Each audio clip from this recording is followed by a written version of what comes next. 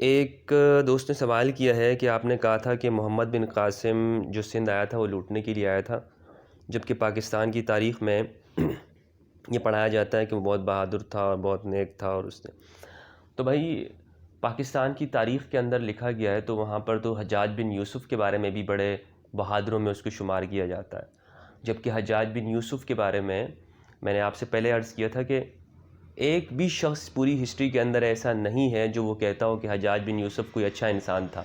بلکہ سب نے لکھا ہے کہ حجاج بن یوسف ظالم انسان تھا، بدبخت تھا، ملعون تھا، اس نے بڑے بڑے صحابہ کو شہید کیا، ظالم تھا۔ سب سے بڑی کی بات یہ ظالم محمد بن قاسم بھتیجہ ہے حجاج بن یوسف کا، اور محمد بن قاسم کو بھیجنے والا جو ہے وہ حجاج بن یوسف ہے۔ حجاج بن یوسف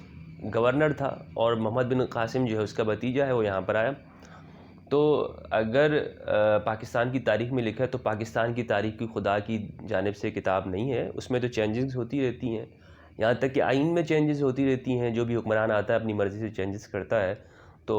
وہ کوئی ایسی کوئی اللہ کی طرف سے نازل کی ہوئی کتاب تو نہیں ہے، تاریخ کا ہی ہے۔ آپ کوئی قرآن و حدیث تو نہیں سنا رہے، محمد بن قاسم کے بارے میں کوئی حدیث میں تو نہیں آیا کہ جناب بڑا نیک انسان ہے کہ جس سے آپ اختلاف کریں تو آپ کہیں کہ بھائی یہ حدیث کا انکار کریں۔ تاریخ ہے نا، تاریخ کی چیزیں ہیں، تو تاریخ اگر آپ کے پاس کوئی دلیل ہے تو ہمارے پاس بھی ہے،